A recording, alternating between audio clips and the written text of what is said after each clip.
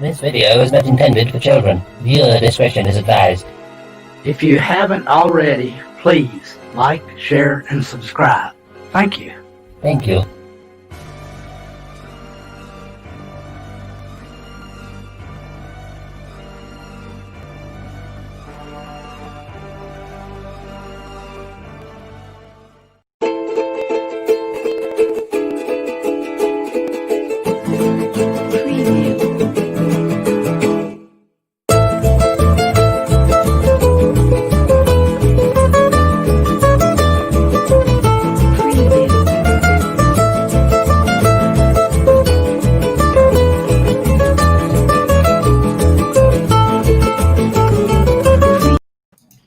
Greetings, one and all, and welcome to Mornings of Mischief with Pop Culture Therapy. I'm your host, Stone Lucky, and with me today is Josh Momaney. How are you doing, Josh? All right, how are you? I am doing well. Brother. So, it is Taco Tuesday. I have not seen Mexican Iron Man come by with the taco truck yet, but I bet you he is on his way. So let's say hello to Samantha, Joe, and Purple Lady. The Valkyries are here. Good morning, Valkyries. Captain Trek, my brother from another mother, and our other wrench this morning. Hello, Captain Trek. Lord Six, good morning. Mark the Infinitely Tired, good morning, brother. Max World Entertainment, Trey, my brother from another mother. How are you doing this morning, Trey? Robert Pearson, how are you, Rob? How are you, brother? Chris Persia, the wrench of wrenches, is here, except he's not my wrench because I want to let him chill and hang out and chat and not have to worry about anything.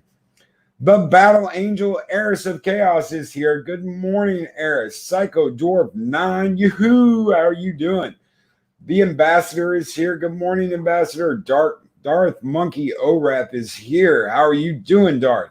Mountains of Elysium. Lady Mist, the lovely Guardian of the Void, is here. Good morning, Lady Mist. How is everybody doing out there today? How is everybody doing out there this morning? So, what we are doing here this morning is talking about really good Star Trek. And to coin the phrase of Echo Base Network, why we love Star Trek. Yeah. So tell me, what do you love about Star Trek? What's the first thing that comes to mind when you think about Star Trek?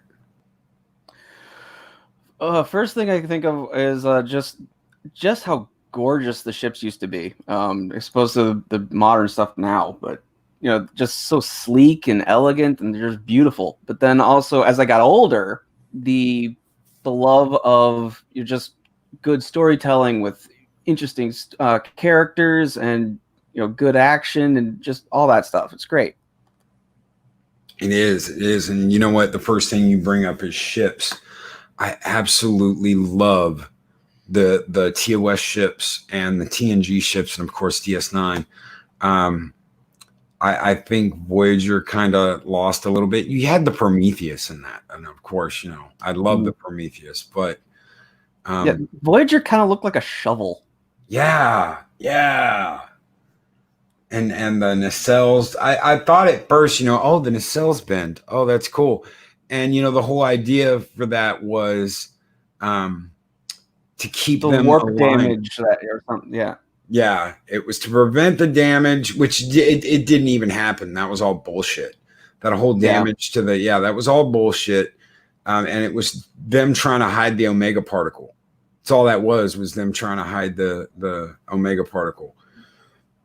But yeah, it was to prevent warp damage and to increase the effectiveness of the ship. You could have those tiny ass nacelles on it, and when they bent up like that and aligned that way, it created a different type of warp field around the ship, or warp bubble, whatever they called it, and it could go faster, a lot faster than other ships. That's why you had that warp 9.9 top speed. Until you went to warp 10, which that was a salamander and all that. That episode never happened. I refuse to believe that people turn into salamanders when you hit warp 10. That's just right. The shit I ever heard of. Right. But anyway, we're here to talk about good Star Trek. Yes, good Star Trek. Turning into salamanders is not a good Star Trek episode. So, And I loved as much as I loved the lines of the original Enterprise, seeing the movie version. Oh, the refit is my favorite Star Trek ship. I absolutely adore the refitted model. yeah, it's just it's beautiful. The blue glow of the dish, the nacelles, the arc of the pylons for the nacelles, the way they expanded out, absolutely beautiful ship. Mm-hmm. And they really changed stuff up when they went with Next Gen, because instead of having this just kind of like a elongated, beautiful ship, the D was more like squat. It was like they kind of smushed it out and widened it. Yeah.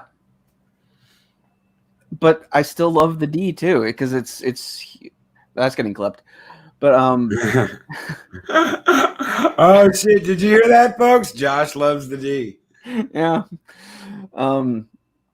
But I mean, it was just so elegant as well, even though its design was different. But yeah. So, how did you fall in love with Star Trek? Oh, dude! When I was a kid, some of you probably heard this story before. When I was a kid, my dad was in the Navy, and he used to fly off of aircraft carriers. He flew S-3A Vikings, and yeah, funny, right? Loki Vikings, yeah. And whenever he was home, I'd get to stay up late and watch Star Trek with him. So it was like those were the cool times. It was like those were the really cool times where my dad was around and we got to do something together, and that thing was stay up late and watch Star Trek. And I always loved the swashbuckling aspect of it, like Sulu with the rapier, going through the ship, yeah. and the sword fighting with the Klingons. And as a kid, that's what got me excited about it. It wasn't until later that the science and Spock and Bones and the stuff with Kirk. I always liked Spock when I was a kid. Yes. And I always thought it was mean that Bones always picked on him. I thought Bones was always picking on him. Little did I know, really, it was a tit for tat back and forth between you illogical doctor and you green blooded hobgoblin. They were constantly at each other. Their bickering was great. Yeah. Yeah, and that shit that made the show for a lot of people was the bickering. Mm-hmm. Yeah, they felt real. Yep. I mean, as opposed to like later when it was like there's no confrontation amongst the crew. It's like you can still have them be people. Yeah, you can still have them be people, and that's something that got brought up about TNG a lot. Was there's no bickering with the crew. What the hell's going on? There's none of that back and forth like with, Bones and Spock and Kirk trying, hey, gentlemen, calm down. Bones, he's almost holding Bones back from trying to kick the crap out of Spock. Every time, you green-blooded inhuman. But yeah, that's what got me. What about you? What drew you into, I know you said the ships, but what really, made you love Star Trek? Well, that'd be my dad. My dad is a big science fiction fan, and as a kid, we would, the rebroadcasts of TOS were on past my bedtime, so my dad would record them on VHS, and then in the morning before he went to work and I went to school, we would watch the episode together as we ate breakfast. Heck yeah, dude! Heck yeah. Dude, that would have been cool. I would have loved that. And I had a toy communicator from TOS and a toy phaser from TOS, and the bridge was the living room, and I would beam down to the backyard on some alien planet and just let my imagination run wild.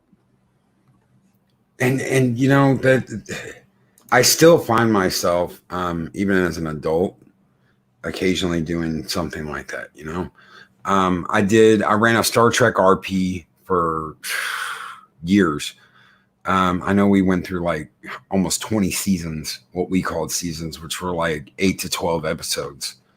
And we had our own ship, USS Valkyrie, and it was fun. And we got the RP. Valkyrie thing goes back that far, huh? Yeah, the Valkyrie thing goes back that far. The Loki thing goes back to when I was a little kid too. Okay. My brother was very tall, long blonde hair. And as I said, my dad flew S-3A Vikings. And when he started, he was the first flight leader.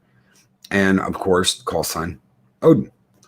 So I've got a hugely tall brother with long blonde hair that obviously everyone nicknamed Thor. And yeah, little Loki. I was the little brother that was always getting into shit and breaking shit and running around acting like a fool. So yeah, Loki thing goes back a long time. So yeah, when I started putting that RP together and getting everything ready, we were talking about ship names, and all these ship names. Someone was like Enterprise. I'm like, no, we ain't doing that. We can't name it the Enterprise. Been done. It's been done. What about the Falcon? No, we're not doing that either.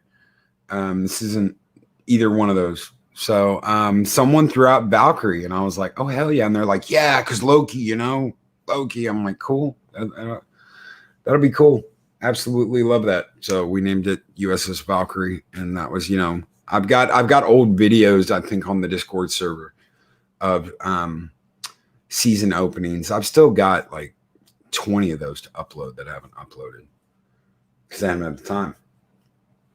But anyway, so you get into TNG and they don't have that banter.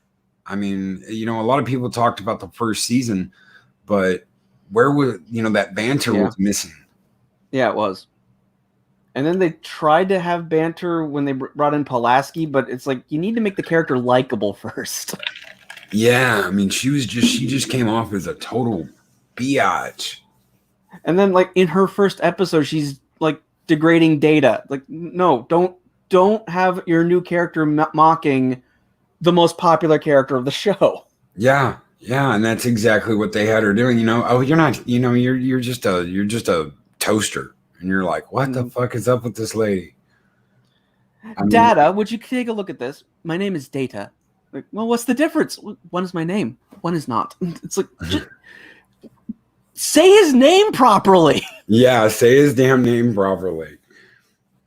Oh, Samantha Joe. I hated Pulaski. I liked the actress, though. I really do. I like her as an actress. She was in 2 episodes of the original series. Yeah, she was in 2 episodes of the original series. I liked her as an actress, but yeah, and Robert Pearson brings up a good point. The banter skipped from Star Trek to SG-1. It really did. Yeah. Yeah, and Dave G sound, yeah, that the joke. Banter? Q? What's that? What's banter? We work to better ourselves. Channeling a little Peter Whalen there almost. Wasn't I? Getting my Peter and my Picard mixed up. Oh, there's one for the, there you go. There's one for the, to record and clip later. Getting my Peter and my Picard mixed up. I crossed the streams, y'all. Oh my. Yeah, oh my. Oh shit. So I think though I like the first couple of seasons of TNG, and some people don't, but I do. There's nothing wrong with that. I even like Pulaski here and there. I just don't like her much. Yeah. I mean, one of my favorite episodes of the entire series of TNG is from season 2. It's Q Who, where they introduce the Borg. I love that episode. Yeah, definitely. And Pulaski's not in it, so that helps. And that was such a what the hell's going on, because they get thrown into the Delta Quadrant. They get thrown into the Delta Quadrant. And I think they were thrown into like the outer reaches of the Beta Quadrant, actually. Were they? Well, I know that because they were 3 years from home. Okay. Yeah. At maximum warp. Yeah. Okay. I don't know why I thought they were in the Delta Quadrant. No, they were not thrown that far.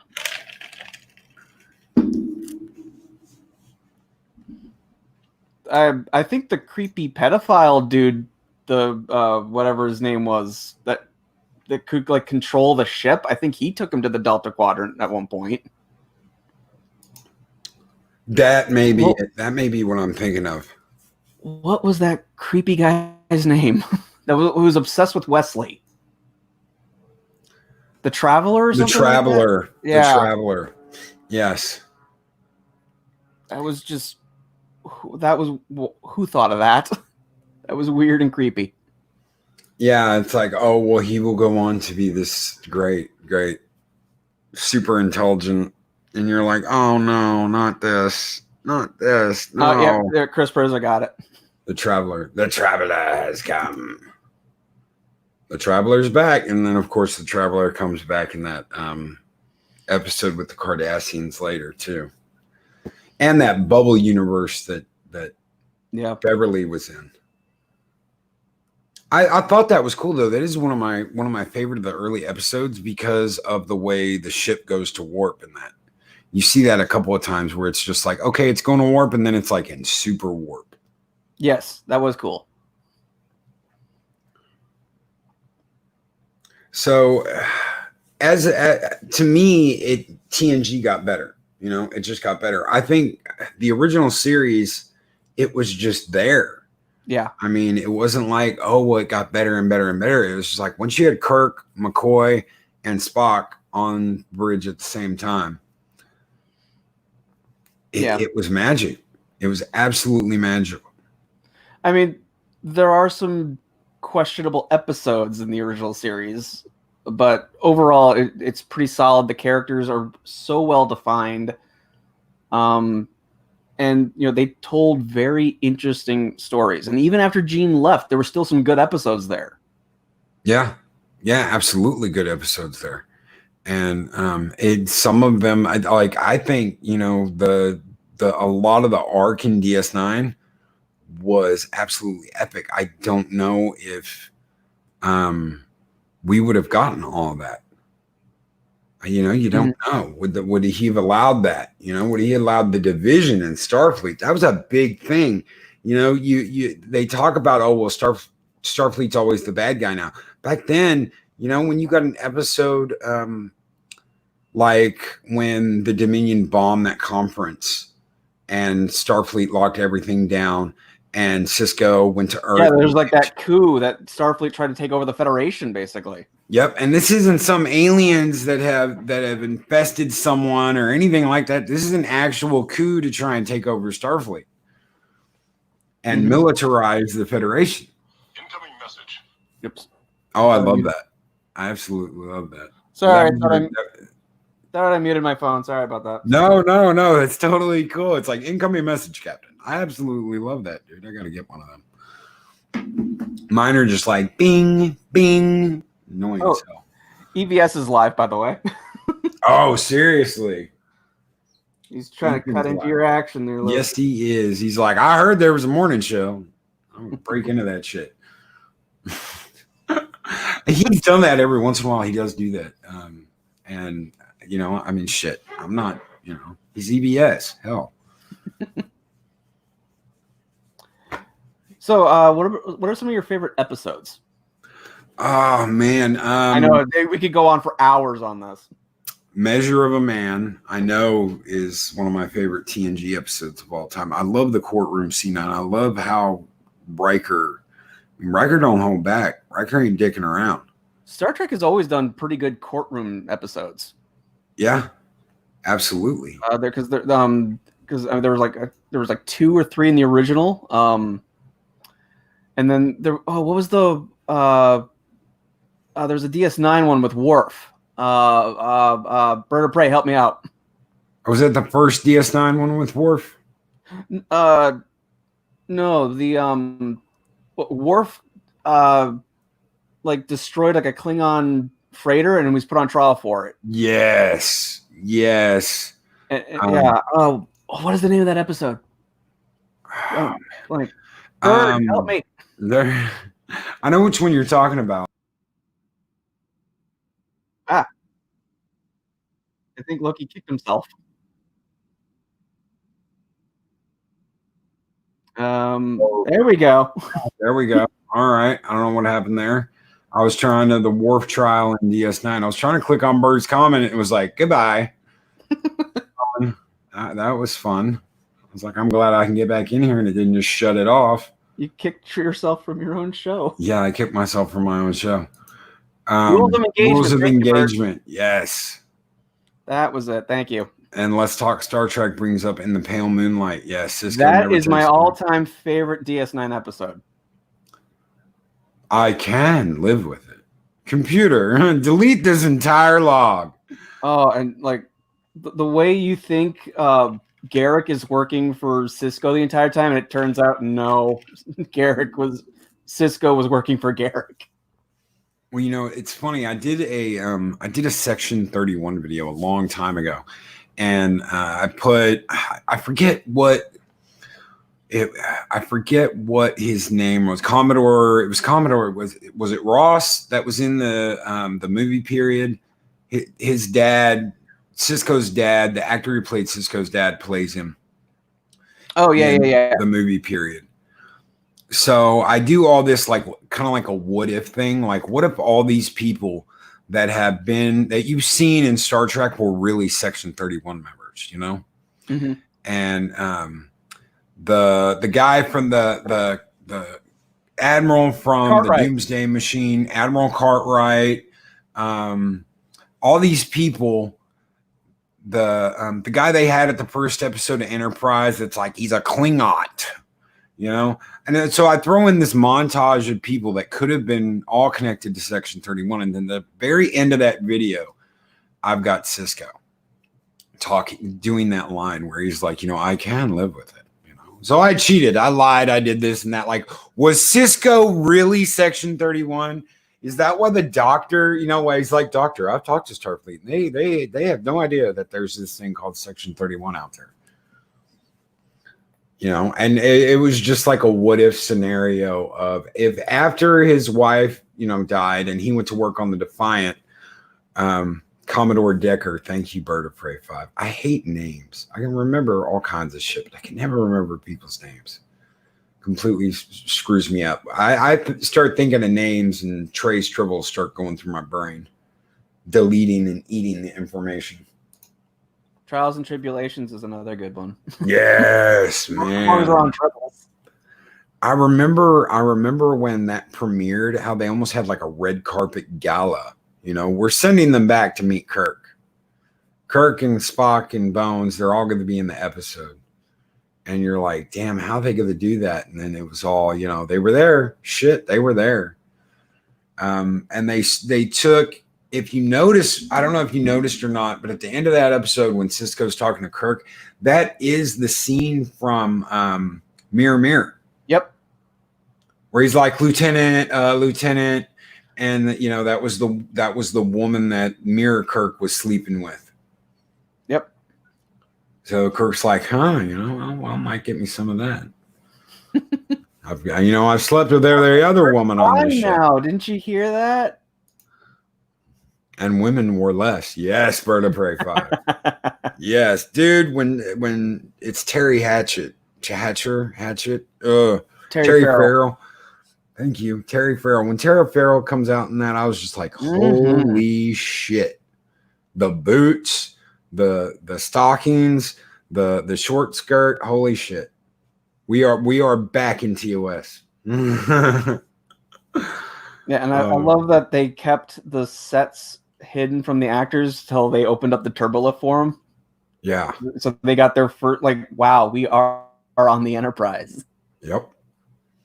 Didn't they when they did the Scotty episode, they actually used Relic. They actually used some guy's like personal set that he had built. I think so. I think I remember hearing that.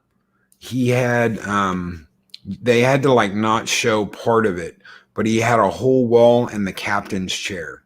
He had a whole wall in the captain's chair, and that's what they used when they filmed it. and because they couldn't build an entire set. There was no way that Paramount and CBS were going to let them. You know, that was always the problem. Was it was like, you know, where are we going to get the money? Oh, well, we're not. We're going to go. We're going to do something else. We're going to find some way to do it. Now it's just like they're throwing hundreds of millions of dollars at Star Trek, and you're like, God, guys, you don't have to do that. You know what we loved about the old shit was that it was the old shit. You don't have to have chrome decks and lens flares coming from every direction and all kinds of glass on the bridge. Why do you have 4 different glass windows on the bridge? Well, it's not glass, it's transparent aluminum. You only know that because you watched one movie. And don't forget the lens flares.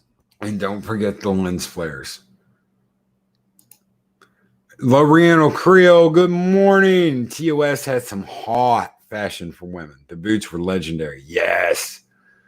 Yes. And Bird of Prey 5, no bloody A, B, C, or D. I miss my old chair. Yeah. He's like, I'm giving her what she's got, Captain. Let's see. Oh, no, that's not what he said. He goes, let's see what she's got, said the captain. And then we found out, didn't we? I love that shit. The Enterprise A. It was supposed to be the Yorktown. It wasn't even supposed to be the Enterprise. That would have made so much more sense. Instead of just building a new ship, why not just use the Yorktown and just recommission it under the Enterprise name? Well, they did. They were in the middle of building the Yorktown. That's exactly what happened. And but the Enterprise, in 5 they make it clear it's a brand new ship. Yeah, because what they were doing was they were almost finished with the Yorktown when I thought they were repairing the Yorktown. Because the Yorktown was one of the ships that was mentioned as getting screwed up from the whale probe. Did they? Then they screwed up, because in the technical manuals for the Enterprise A, it specifically states that the Yorktown they were almost finished with the construction of the Yorktown when Kirk stole the Enterprise and went to Genesis. When they came back and they saved the planet, Starfleet took all the Yorktown shit off of the oh my God, Constitution refit class that they were building and rebranded it Enterprise. I'll see if I can find it real quick. Because it was the same name of the station that's in Into Darkness. Because it was like the little side joke. It was their little side joke about that. I still think they should have got the Excelsior. That would have been cool. I would have preferred that. I mean, there's so many problems with Into Darkness, but we're here to talk good Trek. Yes. Oh, we don't want to talk that kind of Trek. All right, so here's a tough one. What is your favorite episode from each series? Oh, wow. I know. Dude, it's either TOS. It's either going to be the Doomsday Machine or Trouble with Tribbles. I hate to say Trouble with Tribbles though, because everybody says that. I don't. Oh, what was yours? My favorite episode of TOS is Balance of Terror. Dude, yes. That's where they introduce the Romulans, and they're Kirk and the Romulan captain. They're like going toe to toe. They're constantly trying to one up each other, and they're like on the same page. It's a brilliant episode. And you got the wedding at the beginning and the drama at the end. Oh, it's great. Yeah. Okay. So here we go. While the ship's history before its recommissioning as Enterprise has never been officially stated, several sources, such as the AMT and Enterprise Model Kit documentation, have claimed it to formerly be the USS Yorktown NCC 1717. Others cite it is the newly built but not yet commissioned USS Taiho NCC 1798. See, I never heard that before. Or the also newly built USS Atlantis. Ship is placed under the command of Captain James T. Kirk. We know the rest of that. But that's what I always heard, was that it was going to be the Yorktown. Captain Fire. Brain. What is brain? Oh, Spock's brain. I love, but you're right, dude. You start getting into that. You've got Balance of Terror. The Enterprise incident is really close, because I I love that one too. That Romulan commander. Dude, the first time I saw her, it's also one of the few times Spock has the romantic duties as opposed to Kirk. So I like that little juxtaposition there. And he plays it. He plays it. Man, he plays it. He plays her. It's like, it's like for king and country. He really does, man. He really does. It's like for the Federation. Ooh, Sammy Joe with Let That Be Your Last Battlefield. That's also a great one. Yes. TNG best. Yeah. Best of both worlds. And you can't have that as a two-parter either. That's got to be like the whole episode. Yeah. Oh, man. So, from TNG, there's so many good ones. But I would probably go with Tapestry. Man, I don't know. I've got to agree with number one sci-fi. To me, it's got to be best of both worlds because they were so close to doing a huge change, getting rid of, letting Patrick Stewart go and going with Jonathan Frakes as the captain. And, and you hear Patrick Stewart talk about, I didn't even know, people are like, oh my God, are you coming back? And he's like, I have no idea. I don't know yet.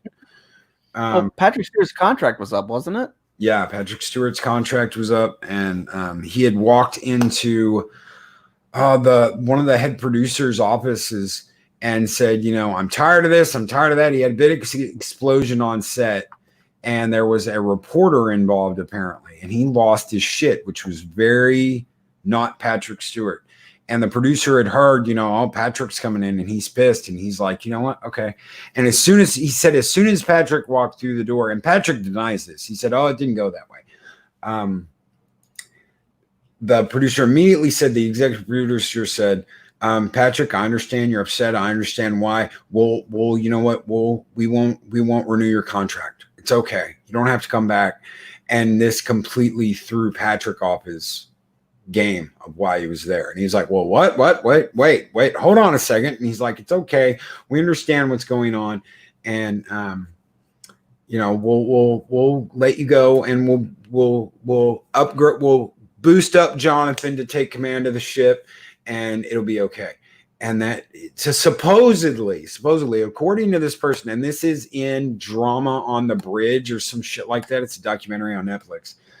That completely threw Patrick off his game and what he was there and what he was there to say.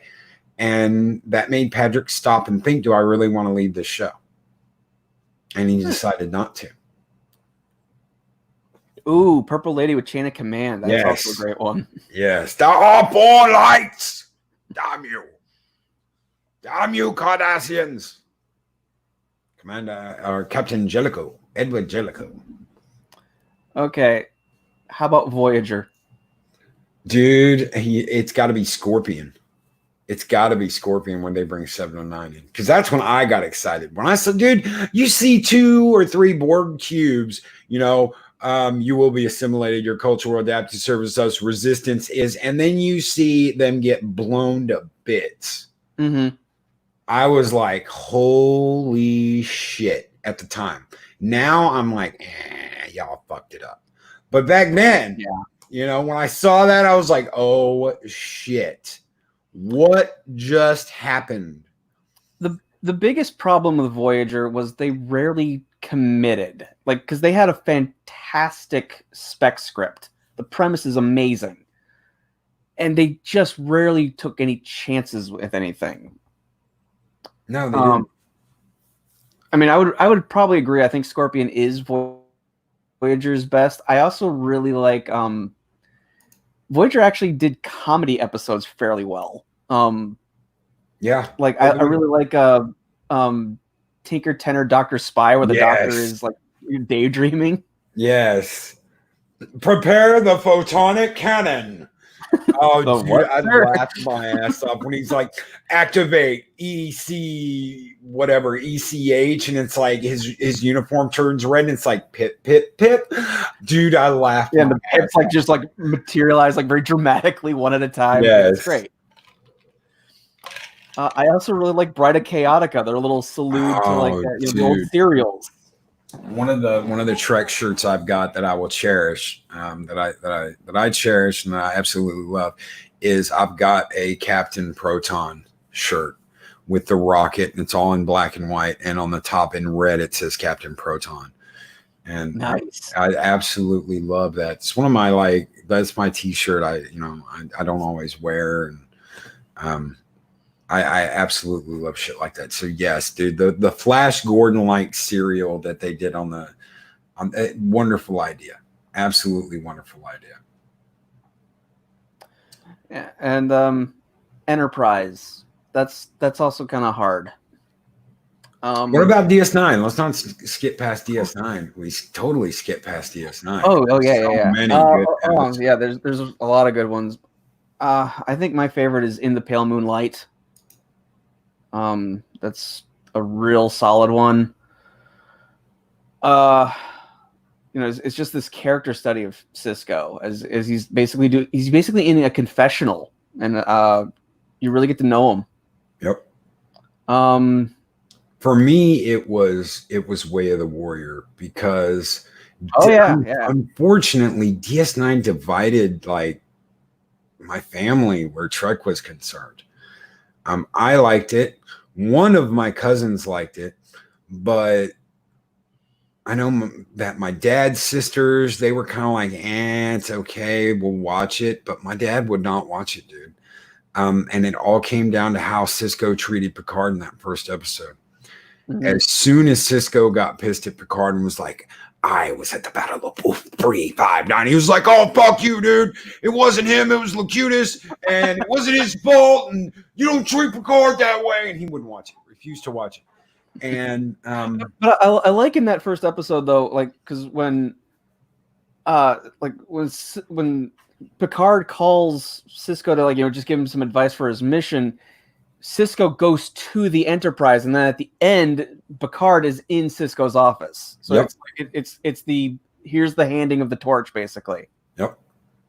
So and I like that. What finally brought my dad on board DS9 was Way of the Warrior, because when Cisco tells Warp, someone talked me out of leaving.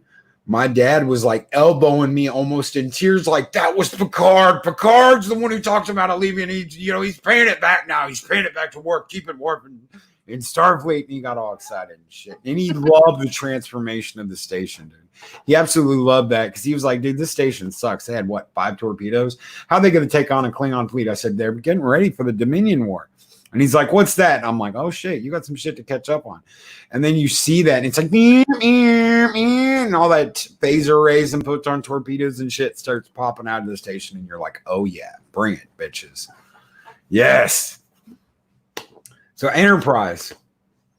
Well, hold on, because I have another honorable mention for oh, cool. DS9. Yeah. A very, very close second is I'm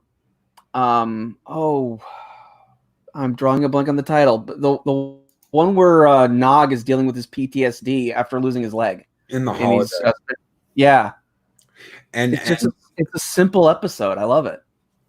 Yeah, and Captain Spire brings up a good one too. The Visitor. I don't know if you remember that one. Oh God, I forgot. Oh, my heart. Yeah, where Jake's an old man. God, dude, that kills me. Oh, that one's hard. God, that kills me, because you're just like, dude, he keeps losing his dad over and over and over again through the years. And it's just like, damn. And then he has to die. He's like, I have to snap it so you can go back and not let it happen, Oh, yeah, The Visitor. That's that. Yeah. Also, the sound of her voice, I also really like too. Which one was that? That's the one where they get a distress call from a crashed ship. Yes, yes. It's like a time travel thing. Yep. What happened? The message is going through time. Yeah, there was a disturbance in the atmosphere of that planet, and when the signal went out, it sent it into the future. Yes, Darth Haster. And Bird of Prey, It's Only a Paper Moon is the non-PTSD episode. Yeah. Thank you. Thank you, Bird.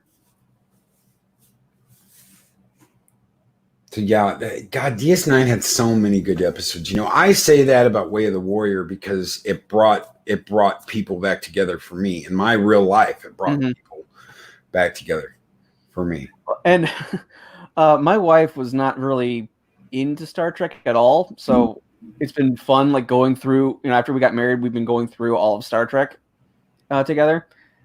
And when after we were done with TNG, we moved on to DS9, and I was telling her, Worf will eventually join the cast. I didn't quite remember when, or anything. So when we got to when Worf, was introduced, she was like, "Yay!" But we hadn't seen the movies because I didn't have them yet. I have them now, but I didn't have the movies yet, so she hadn't seen Generations. So when Cisco goes, "You have my condolences on the Enterprise," Becky's like, "What?" And I'm like, "Oh, right. The Enterprise D's gone." Spoiler. And that was just, dude, they killed that. They killed that ship. Yeah. They killed that ship, and they did it too soon. I get wanting to do a new ship. I get that. And the CBS and the Paramount crossover, and God knows what they had to do just to get the Enterprise D in a movie. But well, and the fact that they reused shots from the show for the ship as well. Oh, I didn't know that. Oh yeah. Like there's some shots where the ship's just like floating past, and it's like they use that on the show. That's from the show. I thought they CGI'd the ship in Generations. No. Oh wow. No. The first totally CGI ship was the Enterprise E. Yes, don't let Troy drive. Yeah, don't let Troy drive ever. Yeah. Yeah, I remember that. Yeah, don't let Troy drive. Shit, she'll crash the damn ship. And that's because that guy got blown out of that chair, and she just like jumped in the seat and was like, "Deanna, take the helm. All right, let me turn away so most of our weapons are facing away from the people firing at us." Yeah, great job. Man.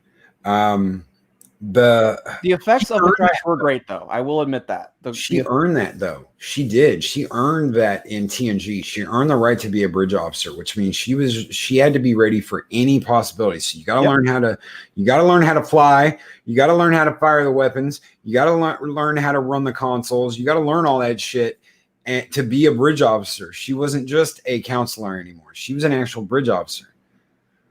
So not only did she crash the ship in Generations, but she crashed it into Shinzon's fucking monstrosity in Nemesis. So it's like every time Troy gets in the he was ordered to, but on that one. But yeah, every time she gets in the driver's seat, it's like shit. Something bad's gonna happen. Something bad's gonna happen. Okay, so Enterprise. It's got to be Dark Mirror, or the Mirror episode, whatever they called it, and I don't remember. Okay, so confessions to the chat here. I have not seen all of Enterprise yet. I am almost done, but I've not gotten to the episode you're speaking of, Loki. Oh shit! Okay. I mean, I know there was a Mirror Universe episode, but I've not actually seen it. Well, you will know when you do, because the beginning, you're waiting for it. You're like, it's a long, and no, you don't get that. It's like, and you're like, holy shit. And everything like phases to a different color, and you're like, it's like, wow. And the whole beginning of the show takes on a whole different tone. You're like, okay, why did y'all not use something like this normally? Why the hell do you have that song playing every day when this shit comes on? But you could have done something like this and it would have been badass. They changed the opening. They literally changed the Wow. opening of the show just for those episodes. It's In a Mirror Darkly. Thank you, Derek McManus. Dark Mirror is in DS9, I think. Yes, I think so. Okay. Carbon Creek. Which one was that one? That's the one where T'Pol talks about her ancestor that was on Earth. Oh, yeah, that was okay. And then she's like, oh, it's just a story. You don't have to believe it. Oh, yeah, Vulcans were never on 1920 Earth, blah, blah. And they're all like, you actually had us going there. And she goes back to her room and opens that thing up, and it's a purse, the purse that her ancestor had. Yeah. But yeah, since I'm not done with Enterprise, I haven't seen all of it yet. I would say, the entire like ending arc for the Zindi battle was pretty good. Like the whole Exati Prime arc was pretty gripping.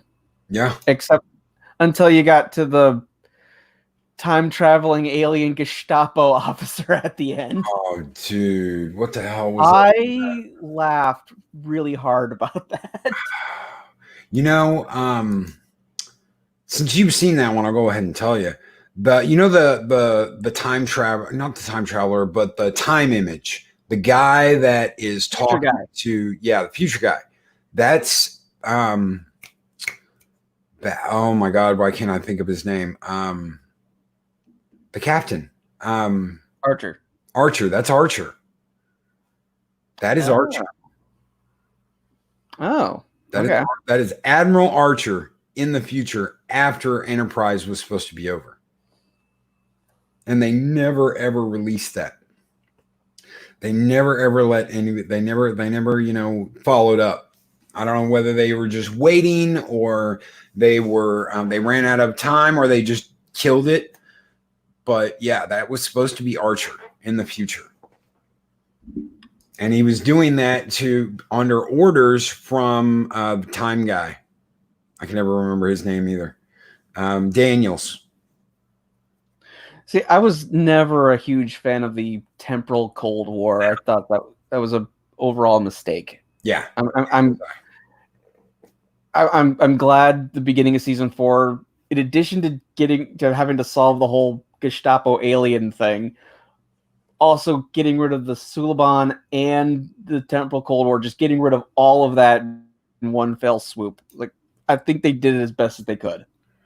Oh, is that the one, Bird? Is that what I'm thinking of? Because I remember Picard was all decked out in Klingon. He was a Klingon warrior. It was like I forget what he did, but he had like a warrior braid and was all decked out. Mirror Picard worked for the Klingons and was part of a Klingon house, which was really weird because it was like, and I don't remember whether it was Worf's house or not, how they explained it in that book. But IDW was doing a Dark Mirror comic book series. Oh, that's cool. Yeah, we finally get to see Mirror Universe Picard and Geordi and Data. Data is pretty damn ruthless in that book. Oh, hell yeah. Hell yeah, he would be. I thought they were doing that with Voyager. I really did. I was like, it's going to be a mirror episode of Voyager, but it wasn't. It was just these people's overactive imagination. It's the Starfleet way. Janeway's a total bitch. She's just shooting people and executing people. And the one where the doctor's thing is in a yep. His backup. Yeah. Yeah. Museum. And they're like, no, you were an android. And he's like, no, I'm not. I'm a future witness, I think. Yeah, something like that. Yeah. Something. I like that episode, actually. Yeah. I liked it too because Janeway's a total evil bitch. It's like, she's got the whip out and she's like, whoosh, it's the Starfleet way. And I'm like, oh, yes. Yes. And Chakotay has that tattoo like on half his face. Yeah, it's like instead of just that one little bit, it's covering half his damn face. God, and the doctor's torturing people, and 7 of 9's got a whole army of Borg on the ship. Yes. Like, release the Borg, release the hounds. 7. Yeah, she had like a Borg. Yeah, she had like a Borg strike team. Yep. And Janeway's like, 7, you've been wanting to add to your collective. Go get them. You're like, damn. Damn. So I'm not even going to touch Disco or Picard because well, we're talking good Star Trek. Yeah, we're talking good Star Trek, not crap. Favorite movie out of all the movies before we go, because we're almost to the hour mark. So let's anything from the TNG films to the original movies. Mike, it's so hard to go against Wrath of Khan. I mean, it's such a perfect film. Things are paid off. It's well written. You have the heroic sacrifice, which to this day still tears me up. It's so hard to go against it. 6 is a close second for me. Oh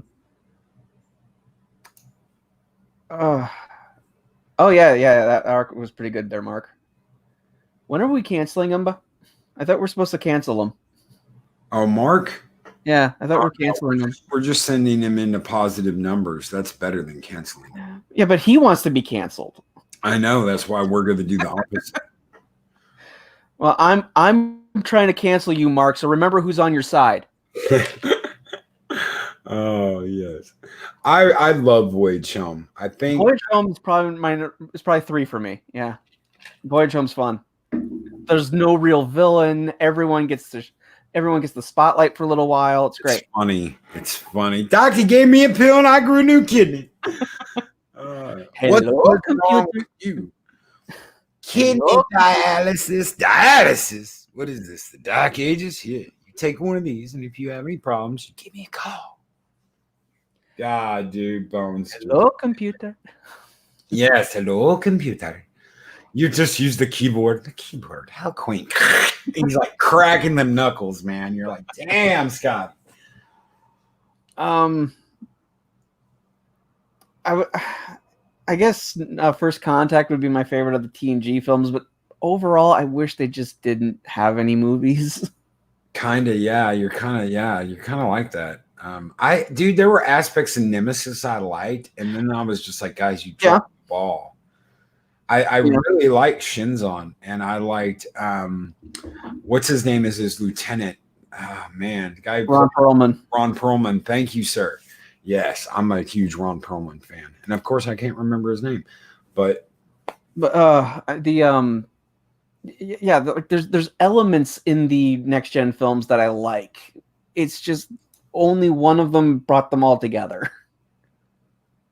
Because like I like the idea of Shinzon. I just thought they needed to kind of flesh out the whole nature versus nurture thing that they wanted to do with them. Yeah. Oh yeah. And yeah, Bird of Prey 5, he did a little too much LDS in the 60s. LDS, yeah. He's like, Yeah, Samantha Joe, the Viceroy. That's right. Shinzon of Romulus requests your presence. Yes. Okay, so what's your least favorite of the Star Trek films while we're here real quick? Insurrection, that's easy. Yeah, it's Dude, it's I'll so take boring. Star Trek 5 over Insurrection. What does God need with a starship? Yep, I'll take that over Insurrection. See, I give 5 a slight benefit. No, I'm sorry. I give Insurrection a slight boost over 5 for one simple reason. It's shorter. Oh yeah, that's true. That's true. They're both crap. There is some good banter with Spock in them, because it's like, and there's some funny bits in 5. I don't remember anything funny though about what Data like pumping air into his own butt and being like, "You can use me as a flotation device." I'm like, yeah, no, that's not funny, guys. I've been designed to be used as a flotation device in the case of a water landing. I'm like, no, dude, that's just stupid. Now, I will admit, Data doesn't breathe. Well, then how did he inflate himself if there's no air? there's no air. Yeah. Okay, whatever. Singing what, Private of Penzance? Yes. That was funny. That worked. That worked. Because that's so Picard and Worf. He's like, sing, Worf, sing. And Worf's like, You know Gilbert and Sullivan? No, sir. I've not gotten to meet the new crew members yet. Now that went a little, that nobody in the theater laughed. I got that because I knew what he was talking about. But if you don't understand what he's talking about, it's just like, what's funny about that? Who are Gilbert and Sullivan? So it's a lot of that fell flat, but some of it was funny. And seeing Data just get taken over by that song and just start, singing, and that's funny. Yeah, I think that sequence works for me, but I mean the CGI is god awful. Well, also there is a big pattern with the TNG movies that is horrible. Oh yeah, that's right. It's the HMS Pinafore, not Pirates of Penzance. It is the HMS Pinafore, yes. Thank you, Sam. Joe. Yes. So, okay. What happens in Generations? Death of a main character. Death of a main character. And you've got Data getting the motion ship. And a lot of that, and Data is kind of the star at the end of that movie. Because the Klingon ship blows up. He's like, yes. Oh. And then, because he's got emotions, and you're like, oh my God, this is funny. And then when the ship's going down, he's like, oh shit. Which that happens at the halfway point, by the way. Most of the film is spent in the Nexus. Yeah. So you've got a big part of that movie is about Data. Look at Insurrection. Again, it's about Data. Haywire. Well, we've got to go figure out what's wrong with Data. Look at First Contact. It's about Data. Is he going to stay loyal to the Federation or the Borg? And look at Nemesis. Mm-hmm. Data dies. Data saves Picard. There's another Data named B4. Data. Mm-hmm. A lot of the other people in the movie get put in the back seat. Mm-hmm. I want to know more about Riker. And the whole idea in Generations, you could have done a film where you had a passing of the torch from Kirk to Picard. You could have had dealt with the destruction of the Enterprise, and that would have been enough for your movie. But they did more. They like who cared about the Duras sisters? Just no. Why are these your main villains? Why is this guy that we've never seen before? You're trying to destroy. To go into this dream world. Don't do that. Now hold on. I can't remember his name. Someone help me, please. Tell me who played. Yes, he is one of my favorite actors of all time. Oh, he's great. I don't have a problem with him. That point where he leans into Picard and he's like, "Time is the fire in which we burn, Captain." But how did he know that would affect Picard? Because how did he know that that would affect Picard? Because that's the first time they met. Because he's an Elorian. He's like Guinan. And there's a reason why Guinan is the bartender on the Enterprise. Guinan can feel shit off of people. That's how she knew Q was on the ship the first time. She's got that sixth sense. That's how she knows, because all Elorians are like that. They have a way of keying in on whatever's affecting someone. And it's not as badass as Troy or a Beta Z. They're listeners. So as soon as someone starts talking, it's like they can pick up on key things. They do explain that the Elorians are a race of listeners. Yeah, I guess. So I always liked that scene. I was like, dude, you are a bad son of a bitch. But it could have been, I think it could have worked better if you had, Kirk gets, taken out of his time. Yeah, Riker retired. He's working at a pizza place now. He's opening up a Pizza Hut. That's how he's spending his retirement years. God. Thanks, Picard. God.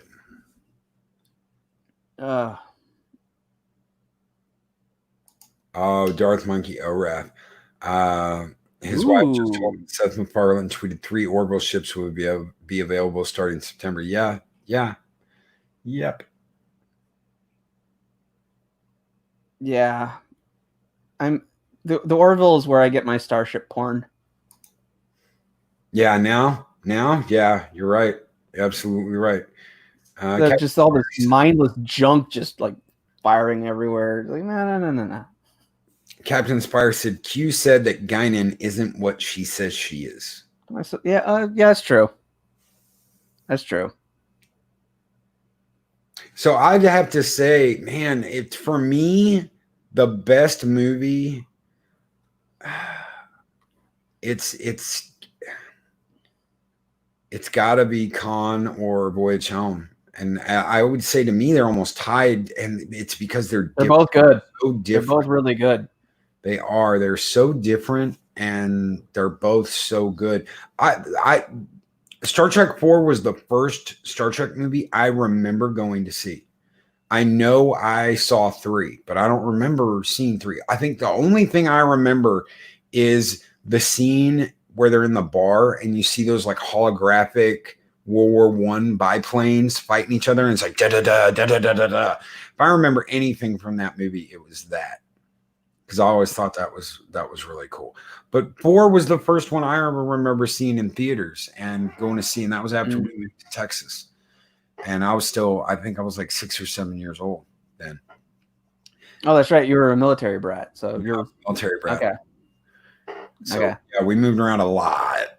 Yeah. We spent time everywhere. But yeah, that's when I remember going to see for the first time. And it was a really cool movie. I absolutely loved it. I think Star Trek 6 is the first one I saw in theaters. I remember seeing that one too. I think I saw that like 3 or 4 times in theaters. Oh, dude, I remember. It was such a perfect send off to the original cast, and then Kirk decided to come back. Yep. Why? Just leave it where you had it. It was a fantastic finale. What did Jay Leno call it? The search for Geritol? It's Captain Picard Day today. Really? I did not know that. I would have put up a banner. Captain Picard Day. I'm a role model. It's for the children. It's for the children. I'm a role model. Oh shit, guys! Thank you. I'm talking about having a Commander Riker Day next month. Oh yeah, Riker's like, ain't no way. Ain't no way. No way. So, guys, thank you so much for being here this morning. Thank you, everyone, for coming. Josh, thank you for being on here. It's an absolute honor that you were like, hey, can I come on there for my first ever live stream? Dude, thank you. Thank you. No problem. Thank you for having me. It was an honor. You've added to my content, sir, and I absolutely love that we got to talk about good Star Trek today. Indeed. It's been too long, I thought. Yes, it has been too long. I know Picard almost killed me. Talking about Picard almost killed me. Doing that. I only saw the episode that was put up on YouTube, and I was like, oh dear God, I can see where this is going. Yeah, it was bad. It was bad, dude. I still get the shakes. I wake up, J-Pop, are you there, buddy? Oh, I'm not live. Shit. What's wrong? Oh, I was having a nightmare about doing a Picard review again. Like getting hooked up to the machine on Princess Bride. We just took 1 year of your life away. Yeah. Yes, Josh, thank you. Purple Lady, well done. Josh and Rebecca Momaney and Loki's Morning Mischief. Fantastic show. Thank you guys so very much. Thank you all so very much. Big thank you to Samantha Joe and Purple Lady. And before we get out of here, I know I've already gone over the hour mark. Give me just a second here. I have a couple of messages to read. So, yes, if you notice in the description of this video, we have a tip jar now. And for whatever reason, my bot is not doing its job and not reading out the tips as they come in. So I will fix that in the coming days. But I've got a couple of super chats here that I would like to read. And the first one is from Samantha Joe. She tipped $20 and said, "Burst!" Thank you so much, Sam. Thank you so very much, Sam. Captain Trek tipped $1 and said, "Here is a tip for my second favorite YouTuber next to Captain Trek." Thank you. Fair enough. Brother. Thank you so much, brother. Purple Lady with a tip of $4.99 said, "For always believing in us and bringing together a wonderful group of people. Thank you, Loki. Thank you so very much, Purple Lady. Thank you." And Max World Entertainment tipped $1.99, said, "Yes, you did it." Thank you, brother. Thank you so very much. Where's the tip jar? Lady Mist, if you look in the Description. Right? description, it is in the description, and Captain Trek and the Valkyries have been throwing it out every once in a while during the show. So thank you guys so very much. You guys are absolutely awesome. Thank you, Josh, for being here this morning. Blame Loki. Yeah, and dude, you got to come back on. We got to talk more Star Trek. We absolutely Sure, no problem. talk more Star Trek. So for everybody out there, for my wrenches, Purple Lady, Captain Trek, Samantha Joe, thank you guys. For everyone else in chat, Lady Miss, Darth Haster, Mark the Infinitely Tired, Chris Persia, thank you, brother. Derek McManus, Dave G Sound, Jeff B, Sit Room, number one sci-fi, Adega Outlaw, the doctor, the man, the myth, the author, the legend, Adega Outlaw. Lady Mist, the wonderful guardian of the void. Thank you, Lady Mist. Lord Six, Robert Pearson, Dave G Sound, Bird of Prey 5, Kapla, Bird of Prey 5, my brother from a Klingon mother. Thank you, brother. Let's talk Star Trek. Jesse, dude, thank you so much for being here. LDG Pixels, Darth Monkey Orath, Chris Persia. I don't know if I'm saying people's names or twice now. I feel like I'm going in circles. Keely Chow, Roll Tide, Keely, Roll Tide. Roll Tide. I'm straight. Thank you guys so very much for being here.